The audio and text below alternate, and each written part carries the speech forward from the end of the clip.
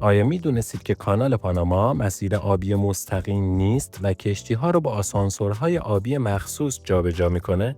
یه مسئله‌ای که در خصوص کانال پاناما وجود داره اینه که بیشتر مردم فکر می‌کنن کانال پاناما مثل تنگه هرمز یا بوسفور یه مسیر آبی مستقیمه، در حالی که یکی از شاهکارهای مهندسیه که با روشی منحصر به فرد کار می‌کنه. با من همراه باشید تا طرز کار جالب کانال پاناما رو براتون توضیح بدم. ساخت کانال پاناما یکی از بزرگترین پروژه‌های مهندسی تاریخ بود که در 2 مرحله انجام شد. ابتدا توسط فرانسوی‌ها و سپس آمریکایی‌ها. در سال 1880 فرانسوی‌ها کار را شروع کردند و قصد داشتند کانالی مستقیم در سطح دریا بسازند. اما زمین کوهستانی، بارندگی‌های شدید، رانش گل و شیوع بیماری‌هایی مثل مالاریا و تب زرد باعث شد که پروژه شکست بخوره و بیش از 20,000 کارگر جونشون را از دست بدن. در سال 1904 آمریکا پروژه را تحویل گرفت و طرح را به کلی تغییر داد. مهندسای آمریکایی تصمیم گرفتند از سیستم قفل‌های آبی استفاده کنند تا کشتی‌ها با بالا و پایین رفتن از چند حوضچه از زمین مرتفع پاناما عبور کنند. برای این کار سد عظیم گاتون ساخته شد که با ایجاد دریاچه‌ای مصنوعی منبع آب مورد نیاز قفل‌ها رو تأمین کنه. در طول ساخت بیش از 250 میلیون متر مکعب خاک و سنگ از مسیر خارج شد. در اوج کار بیش از 75,000 کارگر در پروژه حضور داشتند. پس از 10 سال کار مداوم، کانال سرانجام در 15 اوت 1914 افتتاح شد و مسیر میان دو اقیانوس رو برای همیشه تغییر داد. شاهکاری که تجارت جهانی رو دگرگون کرد. کانال پاناما با استفاده از سیستم قفل‌های آبی یا لاک سیستم کار میکنه. نوعی آسانسور آبی برای کشتی‌ها که اونها رو از سطح اقیانوس بالا و پایین میبره. چون سطح دو اقیانوس اطلس و آرام و زمین بین اونها که پاناماست با هم برابر نیست و نمیشه یک کانال مستقیم ساخت. وقتی کشتی از اقیانوس وارد کانال میشه، ابتدا وارد اولین قفل میشه.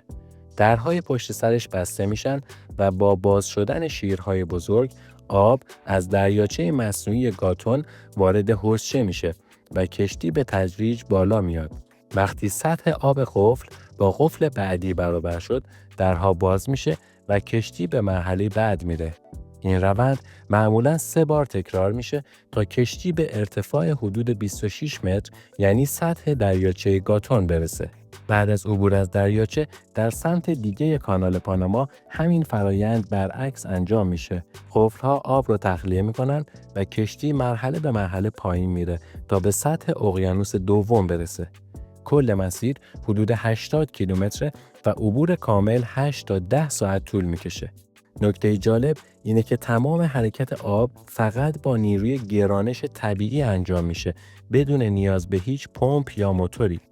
تا سال 1999 کانال زیر کنترل آمریکا بود، اما طبق توافق در 31 دسامبر 1999 کنترل کامل اون به کشور پاناما واگذار شد. امروز اداره کانال یکی از افتخارات ملی پاناما است و سالانه بیش از 2 میلیارد دلار درآمد مستقیم برای دولت این کشور به همراه داره. در سال 2016 پاناما پروژه‌ای 5.5 میلیارد دلاری رو به پایان رسوند تا قفل‌های جدید و بزرگتری به کانال اضافه بشه. این طرح به کشتی‌های غول‌پیکر نئوپاناماکس اجازه عبور میداد که ظرفیت اونها تا 14,000 کانتینر و تقریباً 2 برابر نسل قبله. اما بزرگترین چالش امروز تغییرات اقلیمیه. خشکسالی‌های اخیر باعث کاهش سطح دریاچه گاتون شده و عبور کشتی‌ها رو محدود کرده. هر بار عبور کشتی حدود 52 میلیون گالن آب شیرین مصرف میکنه و کمبود آب میتونه مستقیما بر تجارت جهانی اثر بگذاره. کانال پاناما نه فقط یه مسیر آبی، بلکه نماد اراده و نبوغ بشره، جایی که طبیعت با کوه، گل و لای و بیماری در برابر انسان ایستاد، اما مهندسی، علم و عزم جمعی پیروز شد. این کانال هنوز هم بعد از گذشت بیش از 1 قرن شریان حیاتی تجارت جهانی و یکی از عجایب زنده دنیای مدرنه.